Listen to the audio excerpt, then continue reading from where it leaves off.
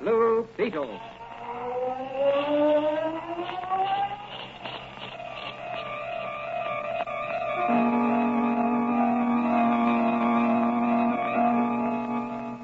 Sweeping down upon the underworld to smash gangland comes the friend of the unfortunate, enemy of criminals. A mysterious, all-powerful character, a problem to the police, but a crusader for law. In reality, Dan Garrett, a rookie patrolman, loved by everyone but suspected by none of being the Blue Beetle. As the Blue Beetle, he hides behind a strange mask and a suit of impenetrable blue chain armor, flexible as silk but stronger than steel.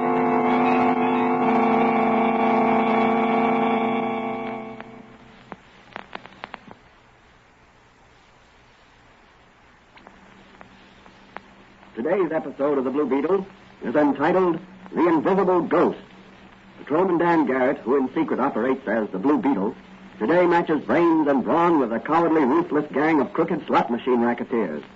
Can he spike their plans to flood the city with crooked gambling devices? Will he be able to uncover the mysterious leader who directs their activities? What is behind their endeavor to install their machines at John Doerr's carnival? As our story opens, Patrolman Dan Garrett is visiting his old friend and advisor, Dr. Franz. Danny, I've been studying up on slot machines. Yes?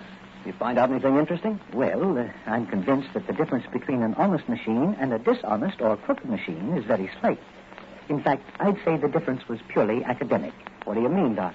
Well, of course, you realize I'm referring now to nickel and dime or quarter in the slot machines, from which your return, if any, will be a handful of coins. Yeah. That doesn't include vending machines for candy, chewing gum, cigarettes, etc. Oh, no, of course not.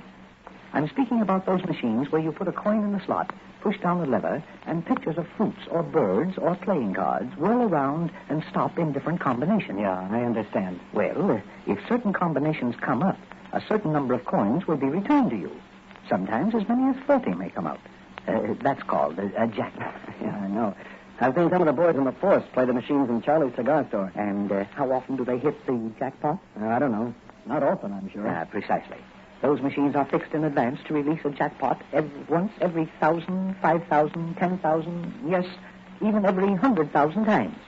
In other words, if you were the only one playing the machine, you would have to put in 1,000 or more coins before you'd win the jackpot. At a nickel apiece, that's $50. $50 to win $2. There must be enormous profits in those machines. Yes, there is. Now, let's suppose the machines these racketeers are trying to install are reasonably honest. Say, 1,000 to 1, which is average. Yeah. In a place like John Doerr's Carnival, each machine should average 2,000 players a day. Let's say 10 machines were installed throughout the area. Oh, that's conservative. Yes, I know, but let's be conservative. 10 machines would get a play of 20,000 players a day, and the average amount spent on such machines is about 20 cents per person. Well, that's 100,000 nickels at 1,000 to 1 ratio. The machines would pay back 100 jackpots, or about $200. Yes, but the intake would be $4,000. Precisely. Intake $4,000, outgo $200. And crooked operators will go to any lengths to make profits like that. Just a minute, Dan. I'll see who it is, okay? Hello, Doc.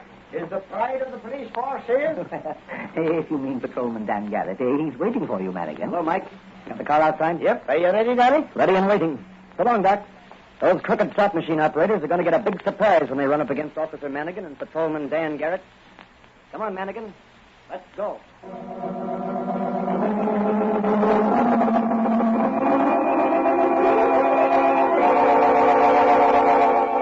Off on special assignment sped Dan Garrett and Officer Manigan in the police car.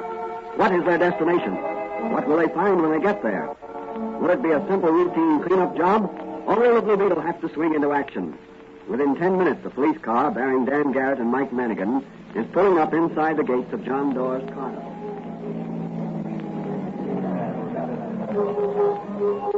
Well, here we are at the carnival, Mike. Yeah, where do we head first? Now, let's look around a bit. Okay, Daddy.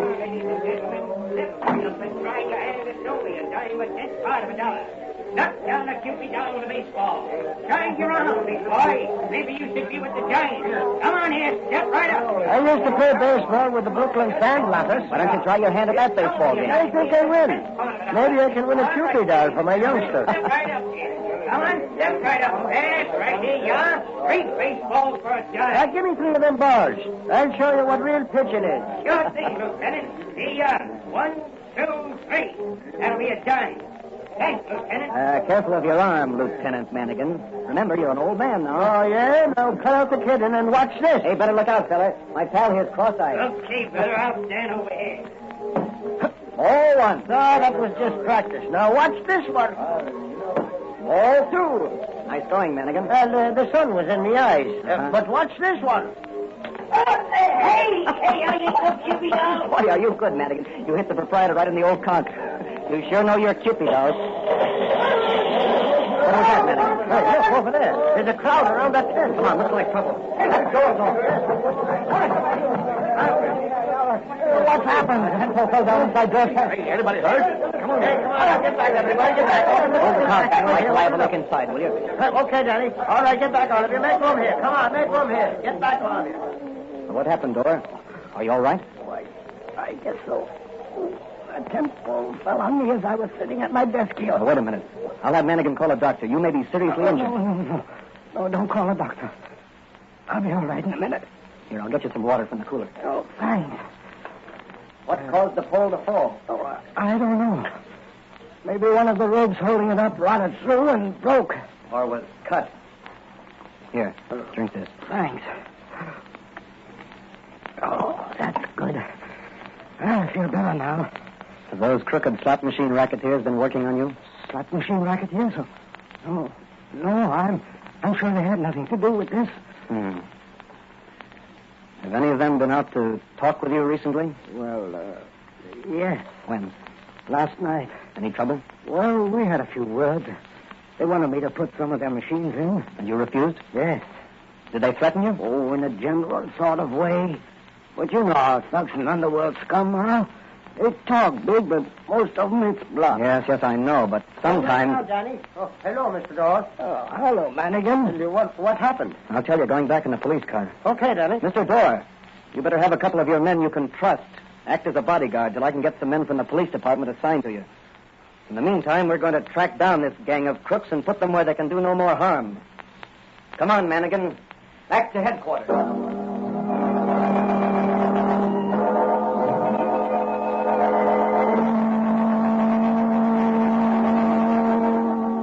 At police headquarters, Commissioner Donnelly, upon hearing Dan's story, ordered full speed ahead in a drive to round up the crooked slot machine racketeers. Late that night, Dan Garrett is in secret conference with Dr. Franz at his little apothecary shop. You know, I got a hunch, Doc, that there's going to be something doing out at the carnival tonight after the crowd has gone home. And I suppose the Blue Beetle will be buzzing around out there. Right. And probably nipping, too. Look out he doesn't get nipped himself. No, not a chance. At least not permanently. Not with this Blue Beetle costume and mask. This Blue Beetle chain armor has saved my life many times. As long as I'm on the alert, nobody can overcome the Blue Beetle. I hope you'll always be on the alert, Danny. I'd hate to lose you. Oh, you've been a swell friend, Doc. I owe my life to you and this chain armor you made me. I'm working on something else that will be a great help to you, I believe, in your crusade against crime. What's that, Doc? A fluid that painted on your body or your suit of armor will make you practically invisible. Hey, have you got any of it here? Yes, but it isn't perfected yet. What's it like? Well, you know that every object we can see has some color to it. Yeah. And as long as that color is in the color spectrum, the human eye can see the object. Yes. But if the object is some shade outside the color spectrum, it is invisible to the human eye. I see. And this liquid you're working on... Outside that color band. Then if I painted myself with this liquid, I'd be invisible. Yes, temporarily. What do you mean? Well, I've got to find a fixer. Something to add to the formula which will preserve the invisible qualities of the fluid longer. At present, it oxidizes too quickly and becomes visible to the human eye within a few minutes. Here's some of it here in this jar. Say, that's very interesting. Well, if you had it perfected, I could use it on this blue... Quiet. There's someone out in the front of the shop. You stay here, and I'll see who it is. Hello in there. Is anybody home? Coming. Oh, hello, Officer Manigan. And what brings you here at this hour? Oh, I was passing by and just thought I'd drop in. Is Danny here? No, Danny's not here. Well, then I think I'll wait a bit if you don't mind, Doc. Maybe he'll turn up. Well, I hardly think you'll find Don Garrett here tonight, Manigan. By the way, have you seen the Blue Beetle around? The Blue Beetle? You mean the fantastic character who's always outwitting the police? He won't outwit them forever. Someday I'm going to catch up with that baby, and when I do... Now, if you'll excuse me, I have... By the way, Doc, some neighbors of yours was telling me they've seen the Blue Beetle in this neighborhood late at night. What? Would you be knowing anything about that? Well, I rarely go out at night. I spend most of my time in my laboratory. Is that it back there, that room? Yes. I never saw one of them things. You mind if I take a look at it? Well, I'd rather you... you see, I'm making some experiments. I won't touch anything, Doc. I just want to look. Well, Lavon... what is it? What is it? What do you see? So, that's a laboratory. What a place. Yes, that's the laboratory. Must be great to have brains like you, Doc. Well, so long. I've got to be going. Tell Danny I was in. Yes, I will, Manigan. Good night, and keep your eyes open for the Blue Beetle. Danny, where are you? Right beside you. What? Yes, when I heard Manigan outside, I quickly coated myself with your new formula. When he looked into the laboratory, I was standing right in front of him. Well, that certainly was a great test. But the effects are beginning to wear off. I can see a slight tinge of the Blue Beetle armor shining through. Hey, Doc, I've got to be on my way. I'd like to take some of this liquid along with me and use it tonight. All right, Danny, all right. But be careful. Remember, the effects fade away quickly. Thanks, Doc. Say, those racketeers will get the surprise of their lives when they hear the Blue Beetle but can't see him. You'd better hurry, Danny. It's about closing time for the carnival. Yeah. The Blue Beetle will have to really ride the night wind tonight.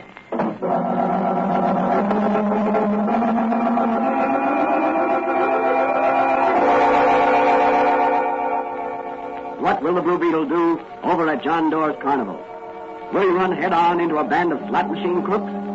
Can he again make himself invisible with Dr. Fran's magic formula?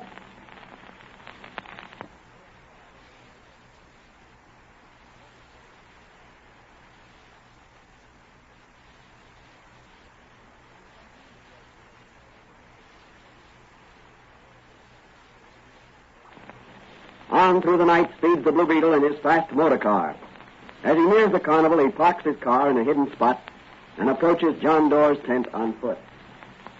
So you won't sign up, eh? No, not for any crooked schemes like yours. Okay, it's your funeral, Doerr.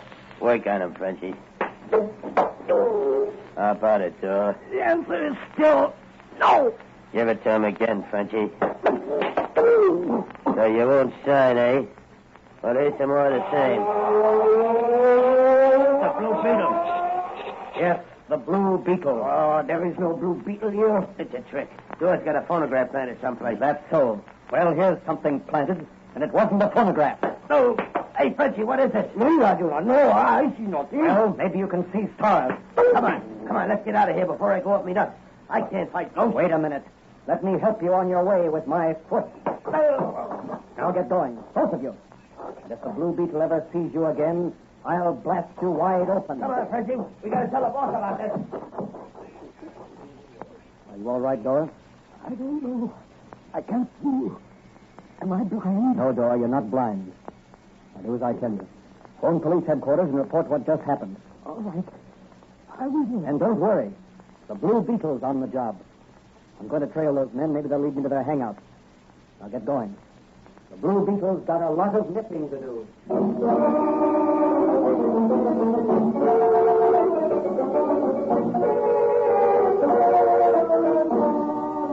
Will the Blue Beetle catch up with the thugs who are beating John Doerr?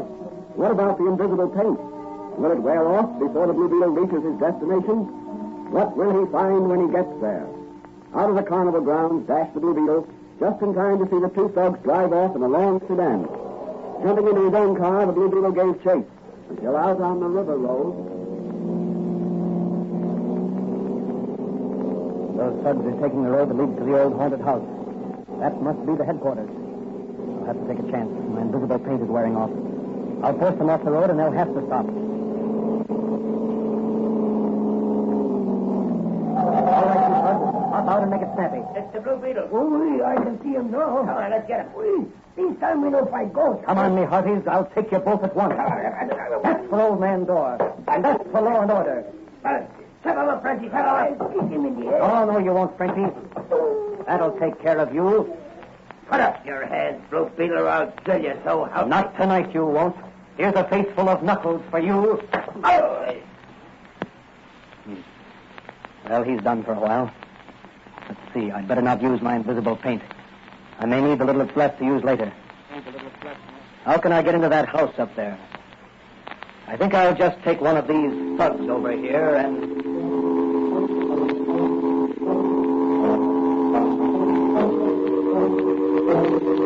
What are the Blue Beetle's plans? Is the haunted house the headquarters of the crooked slot machine racketeers? Let's look in on this weird and mysterious-looking place. Look through the peephole and see who that is, Snag. Okay. It's Croker and Frenchie. All right, raise the iron panel and admit them. Okay. Hello, Chief. Me and Frenchie's back. Yeah, so I see. What have you to report? Well, Frenchie and me, we went to see old man Doyle like you told us, and we gave him the works, but he wouldn't sign up for the machines. Did you tell him the Duke sent you? Sure, boss. Why didn't you use further persuasion? We was just going to, and suddenly there was a funny humming sound and a crackle. Go on. Well, from out of the air, a voice what said he was the Blue Beetle told us to lay off the old man. Was it dark? No, it was light enough, but we couldn't see nobody but the old man. Go on. Then what happened? The Blue Beetle started slapping us around. Ah, ridiculous. You must have been drunk. On me word, Chief. We were sober as a judge. Am I right, Frenchie? Oui, it is as you say. Huh? What's the matter, Frenchie? Why don't you raise your head? Oh, my neck, she is hurt. The Blue Beetle, he hit me hard. Yeah, like I said, Chief. When we couldn't see no one to fight, we beat it out of there. But the Blue Beetle followed us in his car, and just down the road here, he forced us over to the side, and we had to stop. Then he rushed us, and before we could plug him, he conked us both on a bean, and we passed out. When I come to, I was in the car, and Frenchie here was driving. And the Blue Beetle? He had disappeared. A likely story, Croker. Suppose you step aside. I want to talk to Frenchie. He'll tell you the same story. Gee, boss, we got to be ready. The Blue Beetle may be here any minute. Yeah, the Blue Beetle is here. What do you mean? Frenchie, take off that hat and coat. Gee, the Blue Beetle himself disguised as Frenchie. Yes, the Blue Beetle, and he is Stay where you are, Blue Beetle. I've got you covered. Put away that gun. You can't injure the Blue Beetle. The Blue Beetle seems fond of appearing and disappearing. Every time he does appear, another bunch of rats are brought to justice. I'm happy at last to have met the Blue Beetle face to face. But I regret that the meeting must be so brief. I have seen you. I wish to see you no more, so... Down you go, Blue Beetle, through the trapdoor into my subterranean sewer. You'd like to taste rats, as you call them? Well, you can get your stomach full of them down there. Maybe they'll turn the tables and chase you, Mr. Blue Beetle.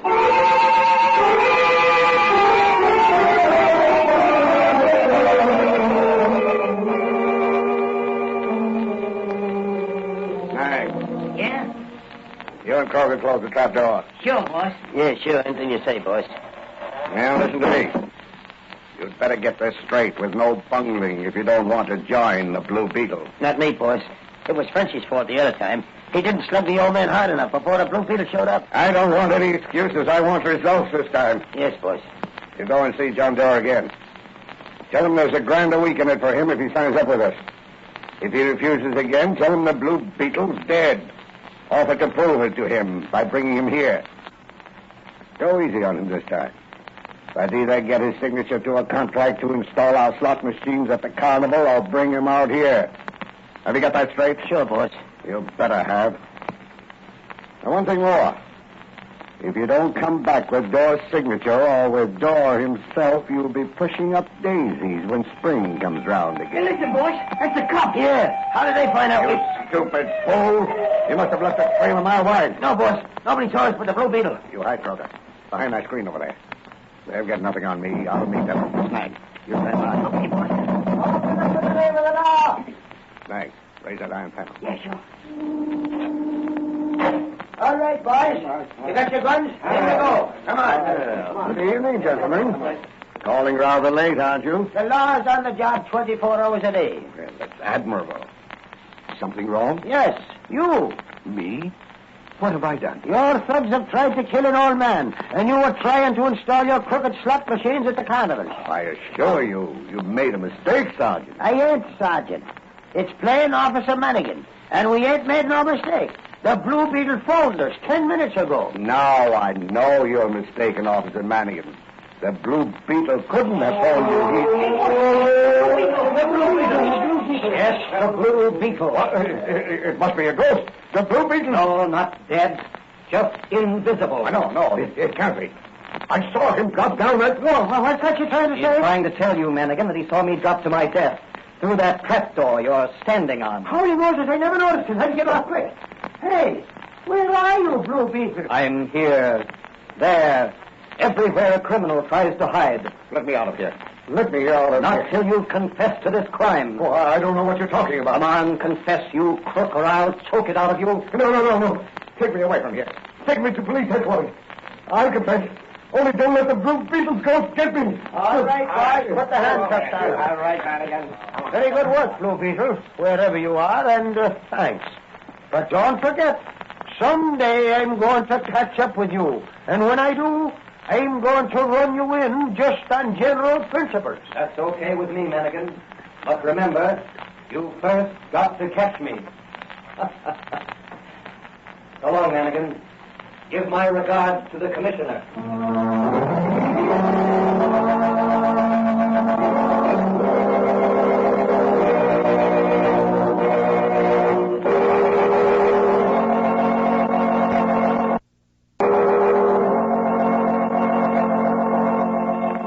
And so the Blue Beetle broke up another racket that was preying on unsuspecting amusement seekers. What happened when he fell through the trap door? How did he escape from his living tomb? Let's look in on Dr. Fran's little apothecary shop, where Patrolman Dan Garrett is relaxing after a strenuous night. Oh, Danny boy, you sure have luck, don't I? You know, when I felt myself falling, I twisted myself so I landed on my feet. The twist must have thrown me to one side so that instead of landing on the concrete floor, I landed in a fairly deep stream of water that flows under the cellars of that haunted house. Remarkable. Wasn't it? What did you do then? Well, I let myself be carried along by the stream, keeping my head above water whenever I could. And how far did it carry you? Oh, about 500 feet underground. When I came up in the open, I quickly covered myself with your invisible paint, rushed back to the house, and entered with the police. Excuse me a minute. Someone's out front in the store. Hello, Doc. I want some quinine. My youngster's got a touch of the flu. Dear, I'm sorry to hear that. Just a minute. Here you are. That will be 10 cents. Here's a quarter. Say, did you hear? That mysterious killer on horseback has killed another cop. Another one? That makes the 6th in as many days. Oh, here's your change. Thanks. Yep. Strange the police can't seem to do nothing about it. Well, here's one policeman that's going to do something about it, and right now. Oh, so it's Patrolman Dan Garrett, Yes. So long, Doc. If Mannigan calls, I'm over at police headquarters.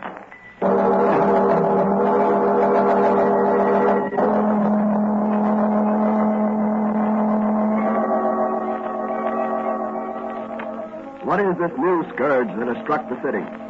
6 policemen shot in 1 week by a mysterious horseman. Undoubtedly a strange, deadly maniac. Will Dan Garrett run him to earth? Or will it take the Blue Beetle to avenge these deaths? These questions will be answered in the next episode of The Blue Beetle.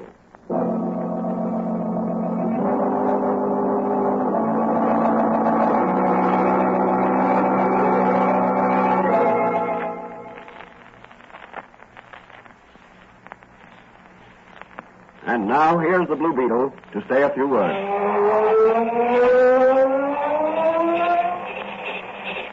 The moral of this story is that courage will often win against any and all odds. If you are right, stick to your gun through thick and thin, and you'll come through somehow. All of the real leaders of our day in every human endeavor have courage. Call it nerve, bravery, whatever you will. But acquire it if you haven't already got it. And hold on to it, for it's very, very precious. This country we live in was built on courage.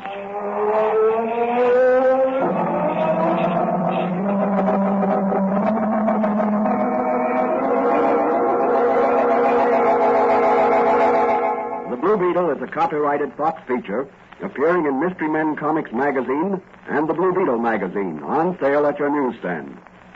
The Blue Beetle is on the air twice a week on this same station. Consult the broadcast schedule in your local newspapers. And don't forget to listen in to The Blue Beetle.